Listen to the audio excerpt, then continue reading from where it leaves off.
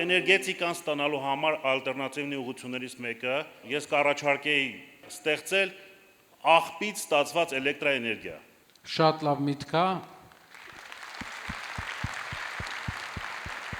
Երկու տեսակետից է լավ։ Նուբարաշենի աղբավայրը Երևանի աղտոտված հոտի, ընդհանրապես օդի հիմնական խնդիրներից մեկն է։ 2 օր առաջ բժիշկների հետ հանդիպման էինք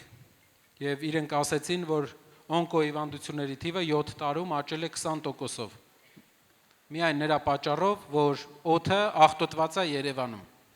Իրենք բուժառուների մոտ 20%-ով աճ ունեն։ Իսկ ձեր ասած տարբերակի դեպքում մենք կկարողանանք լուծել այդ հարցը։ Մեր ծանրարարությունաբերությունը ցավոք սրտի 2017 թվականից հետազոտել ենք, Գերմանիայից եկել էին բավականին լուրջ մարդիկ, որոնք լավագույն են Գերմանիայում, ասենք, հաստոցաշինության մեջ եւ այլն, բայց ոնց ասում եմ, սա այլը մի քիչ տեղից չսարժվեց, իսկ այն ժամանակից ապրիլյանի պատերազմից հետո պարզ դառավ, որ ծանր արդյունաբերությունը դա ֆունդամենտն է ամեն ինչի։ Մի անգամ մի գերմանացի մարդ ասեց պամիդորներով կռիվը չեն կրի։ Մեր ծրագրի հիմքում 80,000 արդյունաբերական աշխատատեղի ստեղծումն է,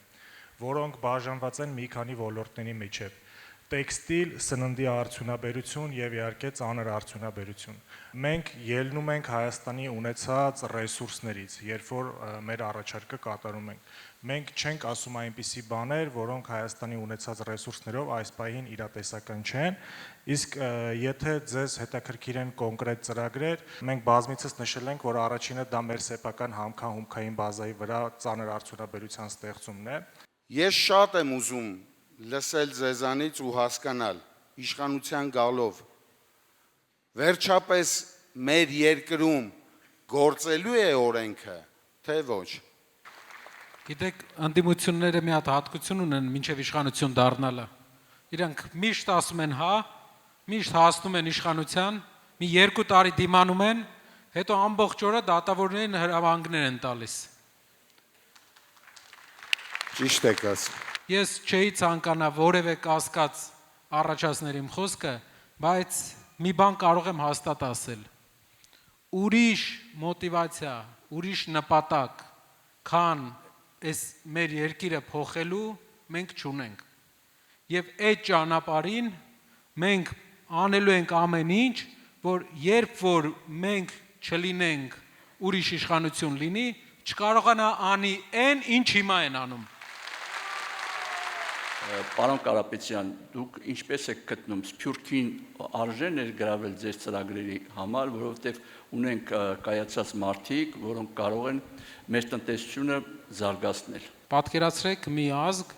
որ 60%-ին չի ներգրավում process-ների մեջ։ Հայ ժողովուրդը 7-8 միլիոն է տարբեր տվյալներով, բայց Հայաստանում ապրում է 3 միլիոն։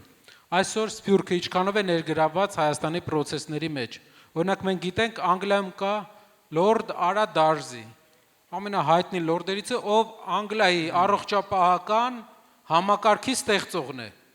Հայ, մեր օրենքներով ինքը իրավունք չունի Հայաստանում որևէ պաշտոն ստանա։ Որևէ հնարավորություն չի կարող նա ունենալ Հայաստանում։ Սա ինչ է նշանակում, որ մենք Սփյուռքի լավագույն համալսարանները սովորած մեր մասնագետներին չենք կարողանում ներգրավել Հայաստանի համար, որ ծառայեն իրենց հայրենիքին։ Օրենքով սահմանափակված է։ Այսինքն մենք կարող ենք ունենալ առողջապահության նախարար, ով առողջապահության հետ նոր է կապեր հաստատել, բայց օրինակ Արա Դարզի նման նախարարին չենք կարող ունենալ։ Եվ այսպիսի օրինակները հարյուրավոր են։ Մեր ազգի ներկայացուցիչները ամբողջ աշխարհում լավագույն դեմքերն են իրենց ուղղություններով։ Բայց Հայաստանում նենց օրենսդրական սահմանափակումներ ենք դրել, որ մարդիկ ուղղակի պետքա գան, Արարատը նայեն ու գնան։ Որևէ անելու բան չունի։ Երկրորդը շատ կարևոր հարց նաև օրենքի գերակայության առումով, եթե սփյուռքահայերը պաշտպանված զգացին Հայաստանում, Հայաստանի ամբողջ պոտենցիալը կկրկնապատկվի։ Միայն մեր սփյուռքի հայրենակիցների հաշվին։ Մեծ թիմով եք աշխատում։ Այս պահին հիմնականը աշխատում եմ ես իմ արհեստական բանականությամբ գործիքներով, բայց հետագայում նախատեսում ենք թիմի մեջ էլի մարդիկ ընկել։ Շատ լավ է, ոգևորիչ է։ Մենք ունենք այս պոտենցիալը ու ականատես ենք լինում դրան։ Պատկերացրեք ինչ կլիներ, եթե մասնագիտացված դպրոցներ լինեին։ Ի պաշտպանություն մեր երկրի հիմնական այն փրկիչ բանը պետք է լինի, պարոն Կարապետյան, որ պետք է ես խնդրեմ, որ ծրագրերում ներառեք մշակութային քաղաքականության դոկտրինան։ Մենք պարտավոր ենք պահպանել մեր մշակույթը, մեր ինքնությունը, մեր տեսակը։ Շնորհակալ եմ շատ ոգևորիչ խոսքի համար։ Շնորհակալ եմ բոլորից, որ ժամանակ տրամադրեցիք եւ եկաք։ Խնդրում եմ, այնինչ այսօր քննարկեցինք, այն ծրագրերը, որ ներկայացրեցինք, պատմեք ձեր ընկերներին, շրջապատին տնտեսական ծրագրերի մասին։